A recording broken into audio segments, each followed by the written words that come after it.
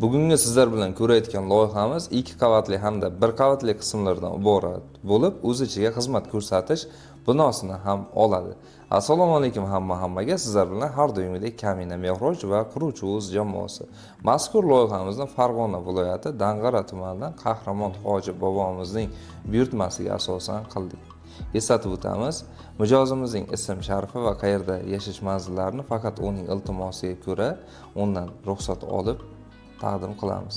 Hammanikini ham ochiqdan ochiq aytavermaymiz. Endi esa loyihaga qaytamiz. Loyihamizning umumiy o'lchami 11 metr 70 sm ga 11 metr 70 sm ni katta binomiz oladi. Undan tashqari umumiy fasad qismimizning uzunligi 21 metr bo'lib, shundan 19 metr 10 sm binoning o'ziga tegishli 2 qavatli binoning old tarafida esa, demak, ko'rib turganlaringizning naves qismi qoldirib o'tilgan. Navesimizning umumiy uzunligi esa 7 metr 40 sm ga 4 metr 80 sm ni tashkil qiladi. Bundan tashqari esa 2 qavatli binomizning orqa tarafida qo'shimchasiga bitta oshxona, bitta yozgi oshxona, oilaviy xona, hojatxona hamda hammom qismi qoldirib o'tilgan. Endi esa uyimizning joylashuvini tushuntiradigan bo'lsak, uyimizning ko'cha tomonida yetarli darajada joy qoldirib o'tilgan. Bundan tashqari esa uyimizning chap tarafida katta kuchlanishli elektr uzatish liniyasi o'tganligi sababli uyimizni o'sha liniyadan, demak, himoya zonasidan olib qochib loyihalab berdik. Shuning uchun uchastkamizning ichi ozgina qiyshiq bo'lib chiqib ketgan. Bundan qolganini esa video davomida o'zingiz guvohi bo'lishingiz mumkin. Biz esa boshlaymiz.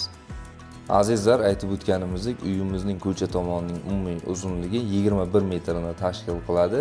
Shundan uyimiz esa 19 metr 10 sm dan iborat. Katta 2 qavatli binomizning o'zining o'lchami esa 11 metr 20 sm, fasad qismi eniga ham 11 metr 70 sm ni tashkil qiladi. Ko'rib turganlaringizdek, ko'cha tomonimizdan marketimizga kirish eshigi ham qoldirib o'tilgan. Ya'ni uyimiz klassik uslubida qilingan bo'lsa-da, uyimizning o'ziga xuddi mana shu holatiga bitta mini marketni ham joylashtirib ketganmiz. Uyimizning kirish darvoza qismi esa chap tarafda qoldirib o'tilgan. Birinchi bo'lib albatta mana shu marketimizga birinchi kirib tanishtirib ketamiz. Marketimiz xuddi mana shunday umumiy kenglikka ega. Do'stlar, e'tibor berayotgan bo'lsangiz, uyimizning ichki ko'rinishini shuncha bo'lishi uchun to'ldirgan bo'lsak-da, baholi qudrat qo'limizdan kelgancha vaqtimizni ham hisobga olib to'ldirganmiz. O'ylaymizki, hammasi joy-joyida ko'rsatib ketilgan. Vaholanki bemalol, demak, mana shu loyihamizning o'ziga qarab ham bemalol ichki ko'rinishini tasavvur qilib olishingiz mumkin. Endi esa tashqariga chiqamiz va albatta kirish darvozasidan ichkari tomon yuramiz. Ko'rib turganlaringizdek, uyimizning ko'cha tomonida ham qo'shimcha naves qismi qoldirib ketilgan. Bu yerga ham bemalol mashinangizni qo'yib qo'ysangiz bo'ladi. Darvozadan ichkariga kirganimizdan so'ng esa aytib o'tganimizdek, mana shu joyda kattagina naves qismi mavjud. Bemalol yozda bitta suvri qo'yib mazza qilib o'tirsa bo'ladi. To'g'rida esa 2 qavatli binomiz qoldirilgan bo'lib, 2 qavatli binomizning yon tarafida esa 1 qavatli binomiz davom etib ketgan. Biz albatta birinchi bo'lib 2 qavatli binomizni, demak, xonalarni tushuntirishdan boshlaymiz. Chiqish zinamiz old qismida qoldirilgan bo'lib, har tomondan bemalol chiqsa bo'ladi. Bu yerda esa oyoq kiyimlarni yechishga qo'shimcha plashatka hosil qilish uchun eshigimizni ichkari tomonga qarab tortganmiz. Mana shu eshigimizdan kirganimizdan so'ng bu yerda kattagina koridor qismi mavjud. Xohlasangiz chap tarafga yoki o'ng tarafga prixoshka shkafni ham joylashtirsangiz bo'ladi. Bundan tashqari esa o'ng tarafda yana bitta eshigimiz mavjud. Bu eshigimiz bizni market tomonga olib chiqadi. Ya'ni agarda mana shu mini marketni o'zingiz foydalanish uchun qurgan bo'lsangiz, uyni ichidan bemalol kirib chiqib xizmat ko'rsatsangiz ham maqsadga muvofiq bo'ladi deb o'ylaymiz.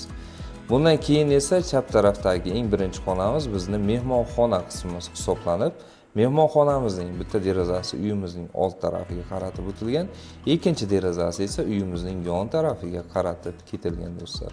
Bu xonamizdan qaytib tashqariga chiqamiz, to'g'riga qarab yuramiz. Mana shu chiqish zinasining oldida esa yana bitta eshigimiz chap tarafda qoldirib ketilgan bo'lib, Bu hoji bobomizning o'zi uchun ajratilgan xonasi bo'ladi, ya'ni ota-onalar uchun mo'ljallangan yotoqxona qismi hisoblanib, bu xonaning ichida o'zining alohida sanuzeli ham qoldirib ketilgan do'stlar. Sanuzilimiz ham xuddi mana shunday umumiy tuzilishga va ko'rinishga ega. Endi esa bu xonamizdan qaytib tashqariga, ya'ni koridorimizga chiqamiz. Ikkinchi qavatga ko'tarilish uchun zinamiz mavjud. Mana shu zinalar orqali ikkinchi qavatimizga ko'tarilamiz. Ikkinchi qavat koridorimizga chiqqanimizdan so'ng esa eng birinchi xonamiz o'ng tomondan qoldirib o'tilgan. Bu bizning yana bitta yotoqxona qismimiz hisoblanadi.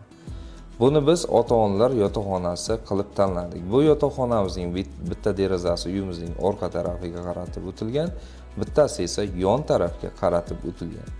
Agarda sizning qo'shningiz orqa tarafda uyi yaqin joylashgan bo'lsa, hovlisiga derazalar qarab qolmasligi uchun mana shu derazani olib tashlasangiz ham bo'laveradi. Chunki bizning yon tarafda yana bitta derazamiz mavjud. Va bu xonaning ichida o'zining alohida sanuzeli ham mavjud va xuddi mana shunday umumiy tuzilishga ega do'stlar. Xonamizdan qaytib tashqariga chiqamiz. Va bundan keyingi xonamiz esa mana shu xonaning orqa tarafida qoldirilgan bo'lib, bu bizning umumiy sanuzelimiz hisoblanadi. Ya'ni ikkinchi qavatdagi oila vakillari birvarakayiga foydalanishligi uchun qoldirib ketilgan do'stlar. Bu sanuzelimizning orqa tarafida esa yana bitta yotoqxona qismi mavjud. Bu yotoqxonamiz esa bolalar uchun mo'ljallab ketilgan. Mana shu yotoqxonamizning ham old tarafida ham, yon tarafida ham derazalari qoldirib ketilgan do'stlar. Endi esa qaytib koridorimizga chiqamiz va chap tarafga yuzlanamiz. Zinadan chiqqanimizda eng birinchi xonamiz bizni yana bitta yotoqxonaga olib kiradi. Buni ham bemalol 2 kishilik yotoqxona sifatida foydalanib qo'ysangiz bo'ladi. Bu yotoqxonamizning derazalari esa ko'cha tomonga qaratib o'tilgan. Ya'ni mana shu yotoqxonamiz marketimizni ustida joylashtirib ketilgan do'stlar. Xonamizga o'zingiz baho berishingiz mumkin. Xonamizdan yana qaytib koridorimizga chiqamiz. Va eng so'nggi xonamiz koridorimizning eng oxirida joylashgan bo'lib, chap tarafda bu ham 2 kishilik yotoqxona qismimiz bo'ladi. Birinchi ko'rsatgan xonamizga mos ravishda bu xona ham marketimizni ustida joylashtirib ketilgan. Va do'stlar, mana shu ko'cha tomonda joylashtirilgan ikkita yotoqxonamiz razmeri nisbatan o'ng tomondagi yotoqxonalardan kattaroq qilib olingan. Va eng so'nggi tushuntiradigan joyimiz bu bizning balkon qismimiz hisoblanadi. Balkonimiz xuddi mana shunday umumiy ko'rinishga ega. Va bu yerda kirisha borligi hisobiga, ya'ni uyimizning naves qismining tomi borligi uchun biz buni xuddi mana shunday yechim qilib ketganmiz. Ko'chadan bilinmaydi, chunki qo'shimcha tegalar ishlab ketilgan. Buning ustiga esa mana shu joyda deraza uchun ham joy ochib ketilgan. Buning ustiga yana bir plyus tomoni, balkonimiz anchagina keng bo'lib, mazza qilib bitta, demak, stul va stolcha qo'yib, mazza qilib kofe-pofini ham ichib dam olsangiz bo'ladi. Endi esa balkonimizdan sakrab birinchi qavatimizga tushamiz.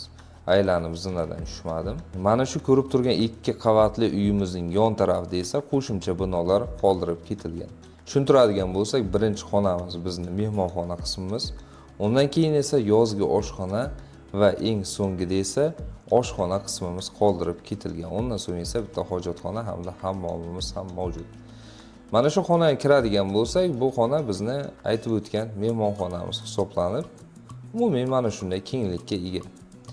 Bu xonamizga deraza qo'ymaganmiz, chunki eshigimizning o'zi kattakon qilib, panoramli qilib olingan.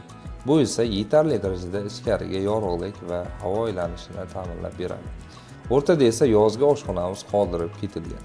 Yozgi oshxonamizning yon tarafida esa oshxona qismi ham mavjud. Yozgi oshxona hamda oshxona qismlari bir-biriga yaqin bo'lganligi esa nur ustiga a'lo nur bo'ladi deb hisoblangan. Eng so'nggi xonamiz esa ko'rib turganlaringizdek yetarli darajada kenglikka ega va xuddi mana shunday kattakon shkaflarni joylashtirsangiz bo'ladigan qilib loyihalab ketilgan oshxona qismimiz hisoblanadi.